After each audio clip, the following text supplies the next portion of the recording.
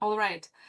Let's say you are building a global central management system in your company or leading a transformation or a change initiative.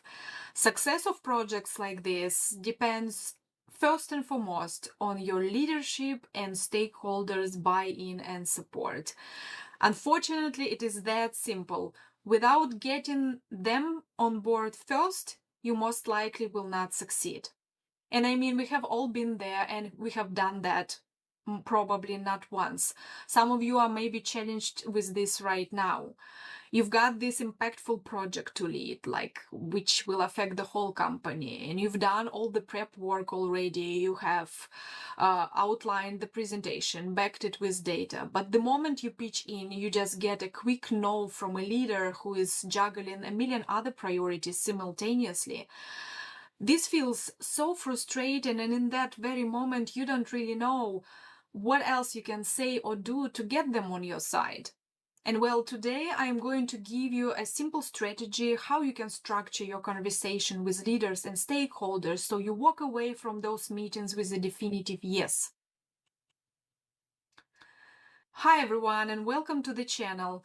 My name is Ekaterina and I am corporate quality strategy leader who worked over a decade in global companies building from scratch, scaling and integrating business management systems.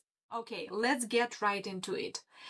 I imagine you walk into that meeting and start talking about your project. Obviously, you should. And you outline all the improvements and benefits that everyone will get, how the business will grow after this improvement will go live. It all sounds very exciting and it means a lot actually for the business. I'm absolutely sure that every improvement project is like this. But the person who is sitting in front of you in that meeting, they are not waiting for this initiative. They are already very busy. So if you want to get a yes out of this meeting, you should stop thinking and talking about what you want and start talking about what they need to hear. Seriously, this is your preparation work before the meeting. Try to put yourself in their shoes for a second. Those are leaders, those are your stakeholders, and they most likely have a team to lead. They have a tight budget. They have clashing priorities with other departments. They probably have high-stake deliverables. So when you walk in and start talking about this initiative, about this improvement, you ask them, obviously, to allocate some resources, to spare a couple of people, or even maybe to spare some budget from their department budget. So what I hear and what every leader would hear, that you're actually asking them to take on more risk. And this almost never goes well. So your job here is to completely flip the script. And how in the world would you do that the leaders actually listen? When I need a quick buy-in and I don't have an hour to talk to a leader, and most likely you also will not have, those people are always busy. So you need to be quick and convincing. I structure this kind of conversations around just 4 business triggers.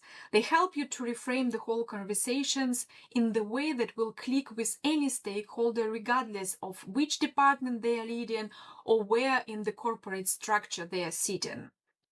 And the first one is risk.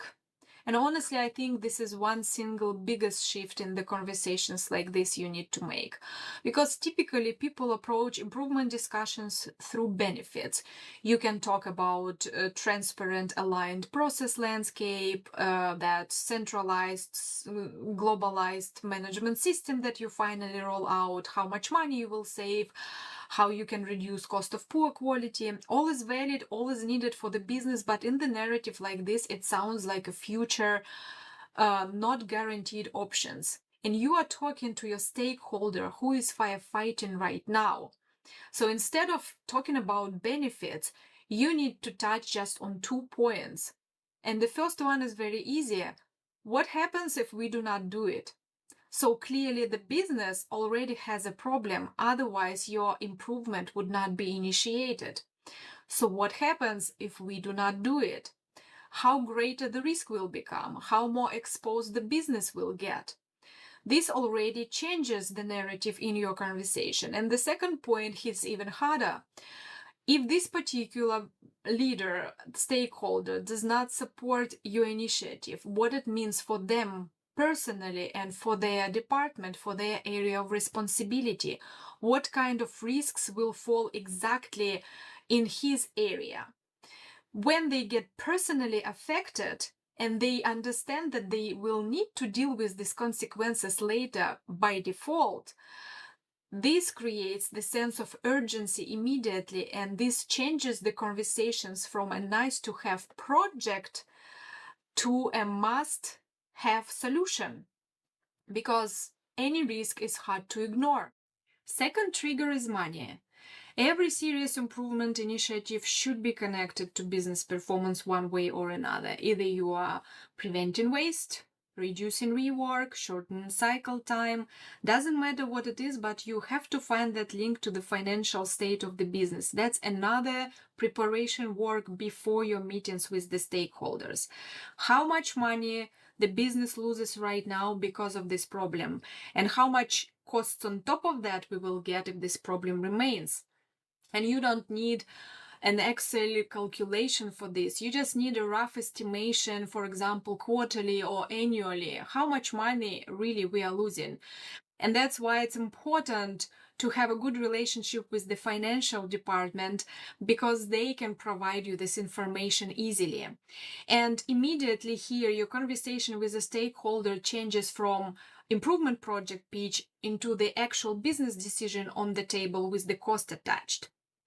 So now you have addressed risks and money, and normally this is already enough argument to get most of the stakeholders on board and say yes to you.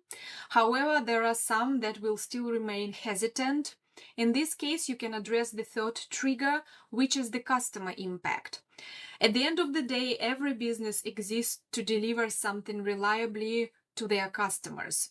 So how this problem is already affecting our customer relationships, or if we will not solve this problem, how it will impact our customer relationships.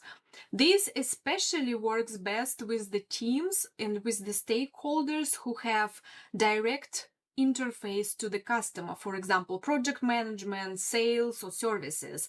When they interact with the customer practically on a daily basis, they feel the change in the customer relationship first.